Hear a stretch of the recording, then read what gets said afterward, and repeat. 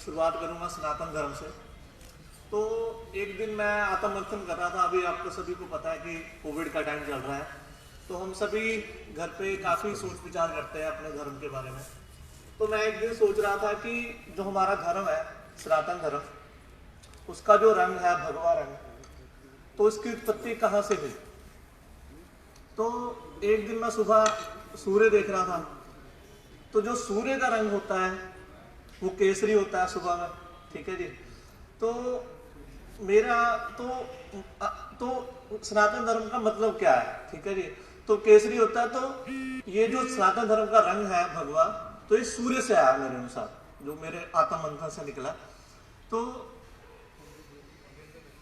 जो अपना सनातन है इसका अर्थ क्या है, हमें ये भी देखना चाहिए। सनातन का अर्थ है इतिहास, कि ऐसा ही होता आया है और ऐसा ही होता आगे भी ऐसा ही होता जाएगा, ठीक है जी।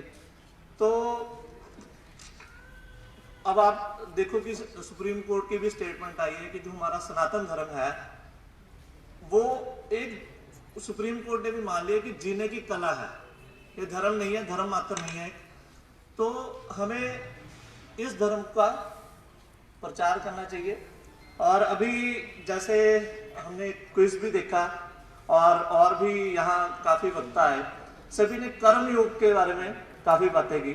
तो एक मैं श्लोक सभी के समक्ष कर्म योग के रिगार्ड में बताना चाहता हूँ। तो ये श्लोक है जी चतुर्थ अध्याय का 22वां श्लोक। यदृच चा लाभ संतुष्टो द्वंद्वातीतो विमत्सरः समः सिद्धावसिद्धो च ऋतुवापी न निबध्यते। अर्थात जो बिना इच्छा के अपने आप प्राप्त हुए पदार्थ में सदा संतुष्ट रहता है, जो सुख दुख आदि द्वंद्वों से सर्वथा परे हो गया है, जो कर्म करते हुए भी उससे बनता नहीं है, ऐसा सिद्धि और सिद्धि में सम रहने वाला ही सच्चा कर्म योगी होता है। अब क्या है कि हम मंदिरों में जाते हैं और वहां कहते हैं कि भी हमें पुण्य मिले, ठीक है जी। हम भगवान से पुण्य मांगते हैं, ठीक है जी।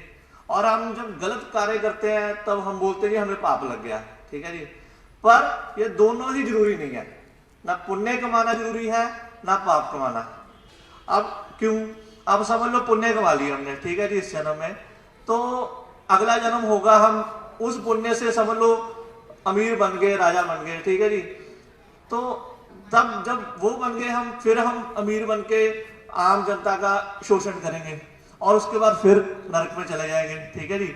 और तो इससे क्या होगा कि पाप और पुण्य ये बार बार हमें एक चक्कर में फंसा देंगे, राइट जी। तो इसका आंसर क्या है, इसका आंसर है कर्म योग, कि हम अपने कर्म को करते रहें। अगर हमारे सामने कुछ अच्छा हो रहा है उसमें भी हम संतुष्ट रहें, कुछ बुरा हो रहा है उसमें भी संतुष्ट रहें, ठीक है जी। वो सच्चा कर्म योगी है। तो यही गीता में भगवान श्री कृष्ण ने चतुर्थ अध्याय में और पंचम अध्याय में कर्म योग के बारे में बताया। और होता क्या है कि अब जैसे अर्जुन है, अर्जुन भी भूल गया गीता। उन्होंने कृष्ण जी को बोला कि जो आपने मुझे उपदेश दिया था गीता का, वो मैं भूल गया हूं, आप जब उन्होंने सुना दिया। तो इसी प्रकार हम और आप दोनों अर्जुन हैं, हम भूल जाते हैं गीता को। तो हमें इसका नित्य पढ़ना चाहिए इसको, तभी हम भगवान श्री कृष्ण जी के जो प्रवचन दिया उस पर चल सकेंगे। एंड एक छोटी सी मैं स्टोरी बताना चाहता हूँ प्रभुपाद जी की, जिन्होंने इस्कॉन टेम्पल की स्थापना की। तो जो प्रभुपाद जी थे उन्होंने गीता को हिंदी से इंग्लिश में ट्रांसलेट किया, ठीक है जी। तो जब वो मैरिड थे और वो अपना लिख रहे थे गीता को, ठीक है जी, ट्रांसलेट कर रहे थे, तो एक दिन वो बाहर गए किसी कार्य से, तो उनकी पत्नी थी घर पे। तो उनकी पत्नी ने क्या किया कि जो ट्रांसलेशन की थी सारी गीता की, वो रद्दी वाले को बेच दी, ठीक है जी। और जब प्रभुपाद जी घर आए तो उन्होंने पूछा कि भी क्यों आपने दिया रद्दी वाले को, ठीक है जी, जो मैंने ट्रांसलेशन की। तो उनकी पत्नी ने जवाब दिया कि मुझे नहीं पता था कि ये गीता है, और मुझे ये बेच के चाय खरीदनी थी, मतलब चाय जैसे हम भी रद्दी बेच के वी टेक सम मनी। तो प्रभुपाद जी ने उनको अगला प्रश्न किया कि तुम्हें चाय चाहिए या मैं चाहिए? तो पत्नी ने जवाब दिया कि चाय। उसी क्षण प्रभुपाद जी ने त्याग कर दिया पत्नी का। किसके लिए? गीता के लिए। और वो पूरे विश्व में, अब हमें सबको पता है कि इस्कॉन टेम्पल की स्थापना की है तो प्रभुपाद जी ने की है।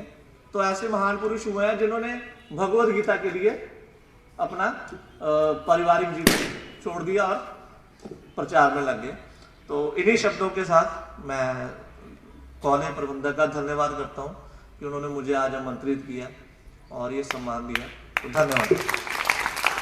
बहुत शुक्रिया मुख्य अतिथि श्री विवेक शर्मा जी का, जिन्होंने हमें कर्मयोग का सही अर्थ बताया और किस तरह से